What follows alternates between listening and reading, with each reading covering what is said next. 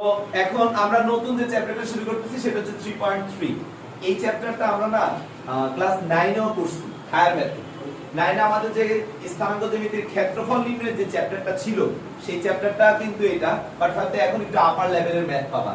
তো আমি সবাইকে একটা প্রশ্ন করতে চাই, সেটা হচ্ছে আমরা যে 9 এ একটা ফর্মুলা ব্যবহার করতাম ক্ষেত্রফল নির্ণয়ের জন্য, যে half x1 y1 x2 y2 x3 y3 x1 y1, এই যে ফর্মুলাটা ব্যবহার করতাম, তোমরা কি আমাকে বলতে পারবা যে এই ফর্মুলাটা কিভাবে আসছে? কেউ কি জানো? এহসান আদনান, তুমি নির্ণায়ক কোথা থেকে আসছে? না, ম্যাট্রিক্স থেকে না, নির্ণায়ক থেকেই কেন এটা আসলো? অন্য কোনো কিছু থেকে আসতে পারতো না? তো স্যার আমি জানি যে আপনারা লজিক্যালি জানেন না, আর এইটার প্রমাণ আপনাদেরকে জানতে হবে, কারণ আপনাদের এই প্রমাণটা পরীক্ষা হলে আসে, পুরো 4 মার্কসের জন্য এই প্রমাণটা আসে। তো আমরা আজকে আমাদের চ্যাপ্টারে আসলে ফর্মুলা একটাই, 3.3 তে ফর্মুলাটা হচ্ছে যে আমাদেরকে বলা হবে ত্রিভুজের তিনটা বাহুর শীর্ষবিন্দু দেয়া থাকবে, এই তিনটা শীর্ষবিন্দুকে ব্যবহার করে ত্রিভুজের ক্ষেত্রফল বের করতে বলবে। আর সেই ক্ষেত্রফল বের করার যে সূত্রটা সেটা কিভাবে আসছে তার প্রমাণটা আমি আপনাদেরকে শিখাবো এখন। তো প্রমাণটা আমি এখন একে একে শিখাবো, আপনারা কেউ কিছু তুলবেন না, প্রথমে আমি চিত্রটাকে আঁকবো, এক্সপ্লেইন করব, তারপরে ওকে শুরু করব।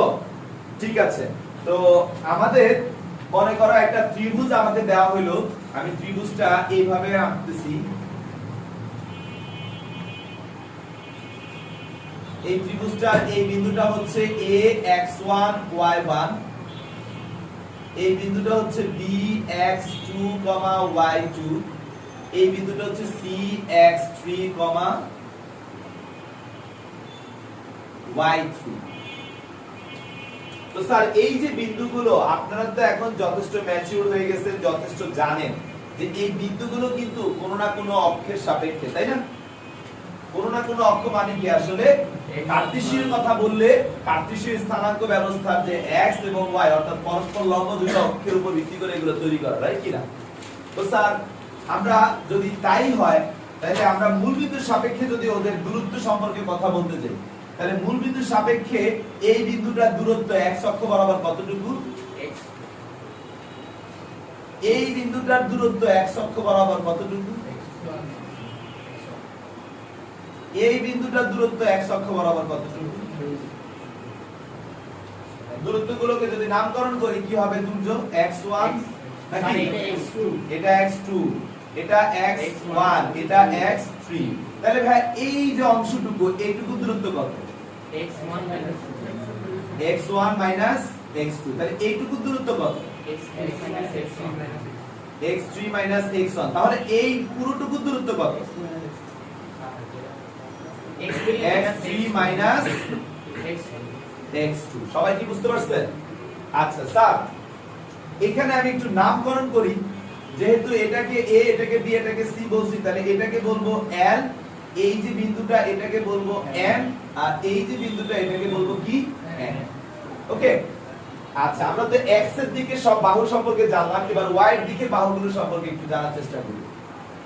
এই বিন্দুটা থেকে যদি টেনে নিয়ে আসি এইটুকু, এই বিন্দুটা থেকে যদি টেনে নিয়ে আসি এইটুকু, আর এই বিন্দুটা থেকে যদি টেনে নিয়ে আসি এইটুকু, এইটুকু কত?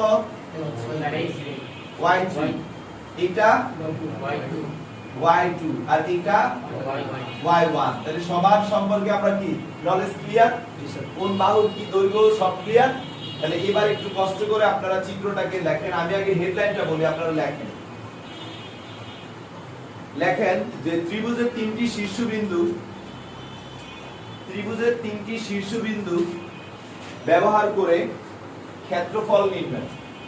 ত্রিভুজের তিনটি শীর্ষবিন্দু ব্যবহার করে ক্ষেত্রফল নির্ণয়।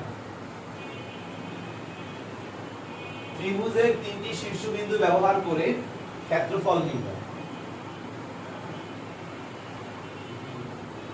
সুন্দর করে চিত্রটা আঁকেন। তো স্যার এখন এইখানে আমাদের টার্গেট হচ্ছে কি? এই ত্রিভুজটার ক্ষেত্রফল বের করা, রাইট কি না? তা আমি একটু আলাদা করে যদি এটাকে সাইডে নিয়ে আর্ট করি, বিষয়টা হচ্ছে কি যে এটা হচ্ছে আমাদের একটা ত্রিভুজ, যা আমরা যদি অক্ষের সাপেক্ষে কথা বলি তাহলে জিনিসটা আছে এইভাবে, রাইট কিনা? এটা হচ্ছে আমাদের এ, এটা হচ্ছে আমাদের বি, এটা হচ্ছে আমাদের সি, এটা হচ্ছে এল এম এন, রাইট? এখন তোমরা একটা বিষয় একটু খেয়াল করো যে এই যে অংশটুকু এটা কি একটা ট্রাপিজিয়াম, আবার এই যে অংশটুকু এটাও কি একটা ট্রাপিজিয়াম, রাইট কিনা? এখন এই ট্রাপিজিয়াম আর এই ট্রাপিজিয়াম দুইটাকে আমরা যদি যোগ করি তাহলে কি পুরো এই ঘরটার ক্ষেত্রফল পেয়ে যায় না? কিন্তু আমাদের কি ওইটা দরকার না, এই যে এইটুকু দরকার। তাহলে সেটা থেকে এই ট্রাপিজিয়াম এবং এই ট্রাপিজিয়ামের যোগফল থেকে যদি আমি এই যে এইটুকু আমি এখন মুছে দিচ্ছি, এই অংশটুকুকে যদি বাদ দিয়ে দিই, এইটুকু যদি বাদ দিয়ে দিই, তাহলে আমার কি শুধু এই ত্রিভুজটা থাকে না? আর ওইটাই তো আমাদের দরকার। তাহলে বিষয়টা কি আসতেছে যে আমরা এই ট্রাপিজিয়ামের যোগ ক্ষেত্রফল এবং এই ট্রাপিজিয়ামের ক্ষেত্রফল যোগ করে সেটা থেকে এইটাকে বাদ দিয়ে দিব, তাই না? মানে ব্যাপারটা এমন হচ্ছে না যে আমরা এ বি এল এম এর ক্ষেত্রফল plus A M N C এর ক্ষেত্রফল থেকে কি করব minus B L N C এর ক্ষেত্রফলটা কি করব বাদ দিয়ে দিব। দিলে আমরা কি পেয়ে যাই, এই যে অংশটুকু আমাদের এই অংশটুকু ক্ষেত্রফলটা আমরা পেয়ে যাই, রাইট কিনা? তাহলে এইটাই আমরা আমাদের মূল থিওরিটা আসলে এইটাই। তাহলে এখানে আমি অলরেডি লিখে রাখছি, যে লিখে রাখছি বলতে এর আগের ক্লাসে আমি করাইছি তো সেজন্য আর মুছলাম না। ওকে, যে ত্রিভুজ এবিসি এর ক্ষেত্রফলটা কি, ট্রাপিজিয়াম এবিএলএম প্লাস এমএনসি এর ক্ষেত্রফল মাইনাস বিএলএনসি এটার ক্ষেত্রফল। তো তোমরা তো সবাই জানো ট্রাপিজিয়ামের ক্ষেত্রফলের ফর্মুলা কি, যে হাফ ইনটু সমান্তরাল বাহুদ্বয়ের যোগফল ইনটু এদের মধ্যবর্তী লম্ব দূরত্ব। তাহলে এখানে দেখো ফার্স্টে আমি এ বি এল এম এই ট্রাপিজিয়ামের কথা বলি, সমান্তরাল বাহু কি বি এল আর এ এম, তাহলে half into B L plus A M, ঠিক আছে? আর এই দুই বাহুর মধ্যবর্তী লম্ব দূরত্ব কোনটা, এল এম, লিখেছি এল এম। সেম ভাবে দ্বিতীয়টা কি এ এম এন সি, এই ট্রাপিজিয়ামের ক্ষেত্রফল কি হবে half into A M plus N C into এদের মধ্যবর্তী লম্ব দূরত্ব কত, এম এন, লিখেছি এম এন।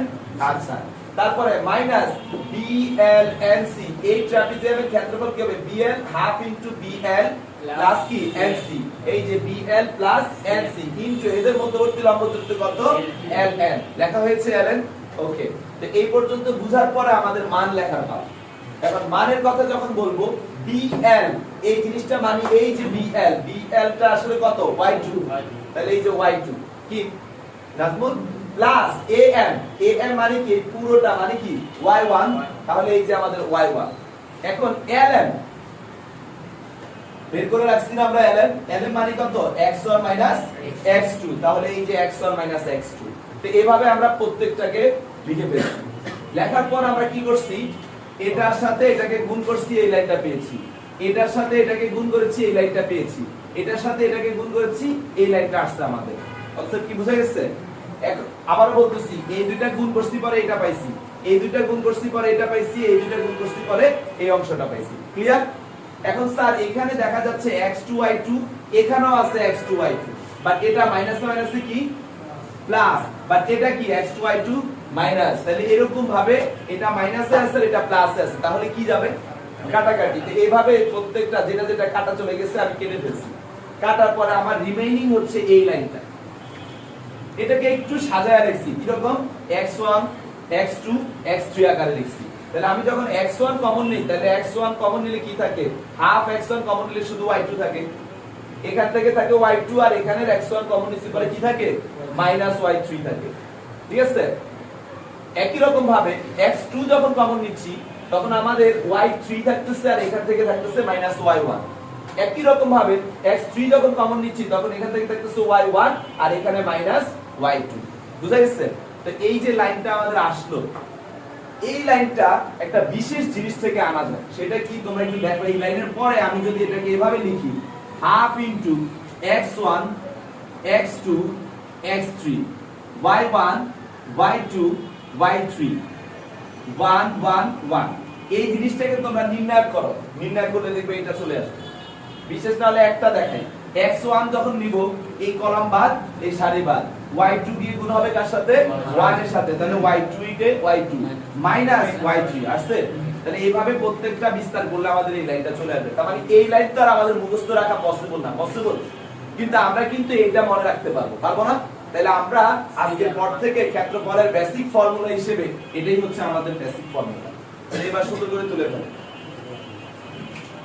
এখন এই যে আমাদের সূত্রটা আসলো এটার পরে ঠিক এই লাইনটার পরে আপনারা বিকল্প পদ্ধতি দিয়ে আরো কিছু জিনিস লিখবো সেটাতে আসেন এই লাইনটার পর বিকল্প পদ্ধতি দিয়ে তারপরে লেখেন কি লিখবেন আপনারা পরে লেখেন আমি লিখি আগে বিকল্প পদ্ধতি তোমরা দেখো এটাকে আমি যদি নির্ণয় মানে বিস্তার করলে কি এই পার্টটা আসবে আর এই পার্টের আগে কি এই পার্টটা না অ্যাকচুয়ালি হ্যাঁ তাহলে আমি যদি এই পার্ট থেকে একটু কথা বলি এই যে লাস্ট দিক থেকে 3 নাম্বার লাইন থেকে যদি একটু কথা বলি তোমরা একটু দেখো সেখান থেকে একটা কাস্টমাইজ করা ফর্মুলা আনতেছি 3 নাম্বার লাইন থেকে যদি কথা বলি হাফ কমন নিয়ে নেই দেখো যারা প্লাসে আছে তাদেরকে একবারে লিখবো তাহলে x1 y2 plus x2 y3 plus x3 y1 এটা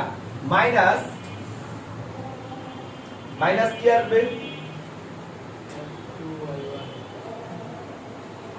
x2 y1 plus x3 y2 plus x1 y3 তাই তো এখন এই লাইনটাকে আবার আমরা লিখতে পারি কি half x1 y1 x2 y2 x3 y3 x1 y1 তাহলে এটাও আমাদের ফর্মুলা ত্রিভুজের ক্ষেত্রফল নির্ণয়ের জন্য এটাও আমাদের ফর্মুলা ত্রিভুজের ক্ষেত্রফল নির্ণয়ের জন্য ওকে আমরা 9 10 এই ফর্মুলাটা করে আসছি রাইট এই ফর্মুলার প্রমাণ যদি কখনো চায় তাহলে এই লাইনের পরে গিয়ে এভাবে লিখতে হবে আর যদি এই ফর্মুলার প্রমাণ চায় তাহলে পুরোটা লিখে এসে এই লাইনটা লিখতে হবে ওকে আর আমাদের কাছে মূলত প্রমাণ চাইবে এইটা আমারে আকারে সুন্দর করে সূত্রটা লেখো আমি বলতেছি তোমাদেরকে সবাই লেখো যে a বড় হাতের a ক্যাপিটাল A লেখো a লিখে ব্র্যাকেটে লেখো x1, y1 b capital B লিখে ব্র্যাকেটে লেখো x2, y2 এবং c ব্র্যাকেটে লেখো x3, y3 বিন্দুত্রয় দ্বারা গঠিত কোন ত্রিভুজের ক্ষেত্রফল হলো বিন্দুত্রয় দ্বারা গঠিত কোন ত্রিভুজের ক্ষেত্রফল হলো নিচে এসে লেখো ত্রিভুজ ABC ত্রিভুজ সাইন দিয়ে লেখো সুন্দর লাগবে ত্রিভুজ ABC এই কথাটা ত্রিভুজ সাইন দিয়ে ABC লেখা মানে হচ্ছে আমি এর ক্ষেত্রফলের কথা বলছি ইজ ইকুয়াল টু এটা লেখো নির্ণায়কটা লেখো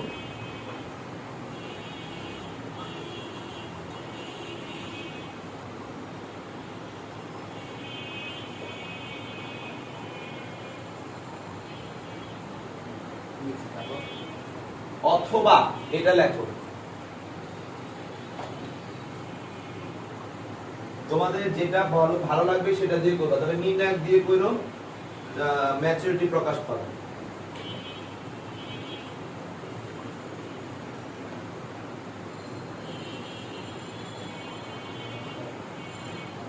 তো একটা অঙ্ক করা দেখাচ্ছি চ্যাপ্টারটা কেমন এটা তো এইটা ছাড়া এই চ্যাপ্টারের ম্যাক্সিমাম অঙ্ক একটা লজিকের উপর ভিত্তি করে করা যায় একটা লজিক দিয়ে ম্যাক্সিমাম অঙ্ক আছে বা অনেকগুলো অঙ্ক সেই লজিকের উপরে সেটা একটু তোমাদের সাথে এক্সপ্লেইন করি আচ্ছা আমি দুইটা বিন্দু দিলাম এটা দিয়ে কি কখনো ত্রিভুজ গঠন করা যায় আচ্ছা যায় না ঠিক আছে তিনটা বিন্দু দিলাম এটা কি এখন ত্রিভুজ এটা দিয়ে একটা কি তৈরি করা যায় সরল রেখা কিন্তু কোনো ভাবে যদি আমি এই বিন্দুটাকে এখানে দেই এখানে দেই তার মানে একই সাথে যদি তিনটা বিন্দু একই রেখায় অবস্থান করে তাহলে সেই তিনটা বিন্দু দিয়ে কিন্তু ত্রিভুজ গঠন করা যায় না, যায়?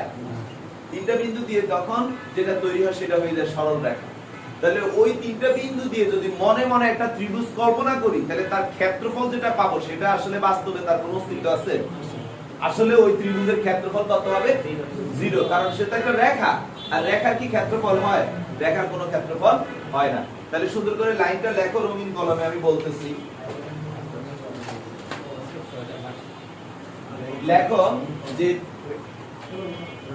তিনটি বিন্দু যদি একই রেখায় অবস্থান করে, তিনটি বিন্দু যদি একই রেখায় অবস্থান করে,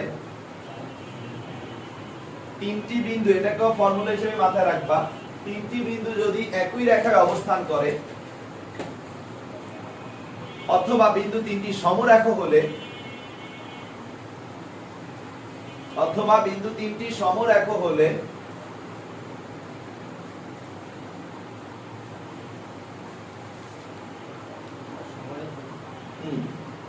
সমরেখা হলে এদের দ্বারা গঠিত ত্রিভুজের ক্ষেত্রফল ইজ ইকুয়াল টু 0 হবে। এদের দ্বারা গঠিত ত্রিভুজের ক্ষেত্রফল ইজ ইকুয়াল টু 0 হবে।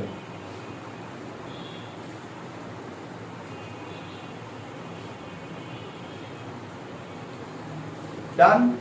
ওকে, তো আমরা এখন একটা ম্যাথ সলভ করি। চলো এই চ্যাপ্টারের ম্যাথ কিভাবে করতে হয় এই ধরনের একটা ম্যাথ দেখি।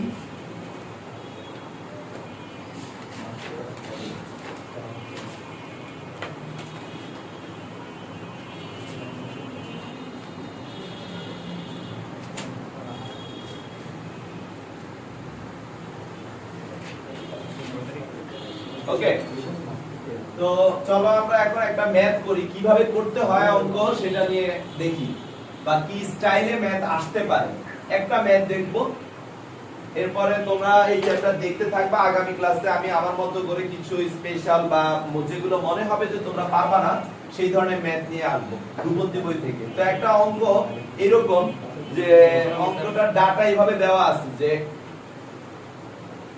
এ বলা আছে xy, তার মানে এ বিন্দুটা আমাদের অজানা রাখছে, x এর মানও জানি না, y এর মানও জানি না। বি বিন্দুটা বলে দিচ্ছে 1,2। ওরা অবশ্য ডাটাটা কথাই লিখছে, আমি চিত্রায়িত করে দেখাচ্ছি, ঠিক আছে? আর সি বিন্দুটা হচ্ছে 2,1। তো এখন আমাদেরকে বলতেছে যে এই ত্রিভুজের ক্ষেত্রফল, এর ক্ষেত্রফল 6 বর্গ একক, তার মানে অলরেডি দিয়ে দিছে, তাই না? বর্গ একক হলে প্রমাণ করো x y is equal to 15। তার মানে আমরা এখন কি করব? পুরো ত্রিভুজটার ক্ষেত্রফল বের করব, রাইট কি না? শর্ত মতে সেই ক্ষেত্রফল ইজ ইকুয়াল টু কত? 6। শর্ত মতে ক্ষেত্রফল ইজ ইকুয়াল টু কত? 6 ধরে আগাইতে থাকলে ইনশাআল্লাহ হয়তো এটা চলে আসবে, তাই না? তো বেশি সময় নষ্ট না করে আমি হেল্প করতেছি কিভাবে করবা, একটা অঙ্ক দেখায় দিচ্ছি। 9 10 এ যে প্রসেস করছে সেটা তো তোমরা পারবাই, এখন নির্ণয়কে কিভাবে করবা সেই একটা ধারণা আমি তোমাদেরকে দিয়ে দিচ্ছি। তো মনে করো আমরা এভাবে বলবো যে ax, y, b 1,2, c 2,1 বিন্দু ত্রয় দ্বারা গঠিত ত্রিভুজের ক্ষেত্রফল হলো ত্রিভুজ ABC is equal to half x 1 2 y 2 1 1 1 1। সবাই কি বুঝতে পারছেন? হ্যাঁ, আমরা যে সিস্টেমে করছিলাম ক্ষেত্রফল বের করছিলাম ওইভাবে দেখছি কি কয়েকটা মাইনাস আসে। ক্ষেত্রফল মাইনাস আসলে সেটা তো ক্লাসে নিয়ে নিবা, তোমরা তো এটা জানোই ক্ষেত্রফল কখনো মাইনাসে নেওয়া হয় না, ঠিক আছে? তবে হ্যাঁ এটা সবচেয়ে ভালো, এটাতে কোনো প্রবলেম হবে না, প্লাসই আছে কিন্তু ওইটাতে মাইনাস হবে। তো এখন আসো যে এইখানে তোমাদের একটা ট্রিক্স শিখাই। তোমরা তো এতটুকু তো শিওর যে এই জায়গাটা সবসময় 1 থাকবে, এটা তো আমরা কনফার্ম। তো তোমরা অলওয়েজ এটা মুখস্থ বলতে পারো আর বলো যেভাবে খুশি বলো, অলওয়েজ তোমরা রো 1 থেকে রো 2, রো 2 থেকে রো 3 বাদ দিয়ে দিবা, তাহলে কি 0 0 সামথিং চলে আসে, তখন ওইটার উপর ভিত্তি করে বিস্তার করবা। শিখেছি না নির্ণয়কে? তাহলে আমরা এটাকে করলে x - 1 1 - 2 দ্যাট ইজ -1, এটা 2 y - 2 2 - 1 দ্যাট ইজ 1, এটা 1, এটা 0 0 1। কি করছি আমরা? Row 1 prime row 1 minus row 2, তারপরে কি row 2 prime is equal to কি রো 2 মাইনাস রো 3। তাহলে এখন কি করব নিবি? আমরা এই 1 এর সাপেক্ষে তাকে বিস্তার করে দেব। তাহলে আমরা যদি বিস্তার করি তাহলে এই 1 চলে যাচ্ছে, এইটা চলে যাচ্ছে, তাহলে x - 1 ইনটু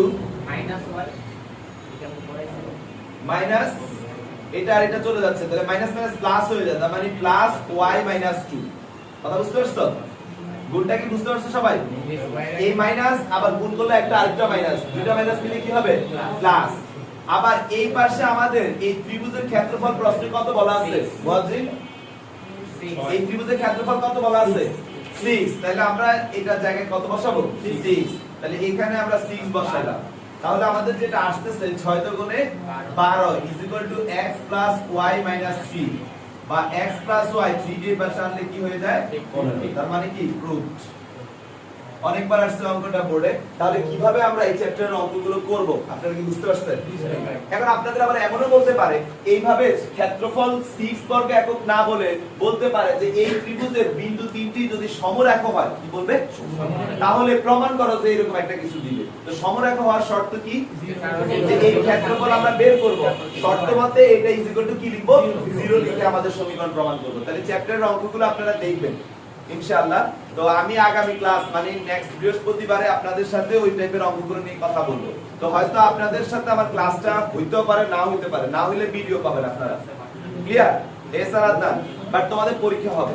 তো ঠিক আছে, স্টপ করো স্যার।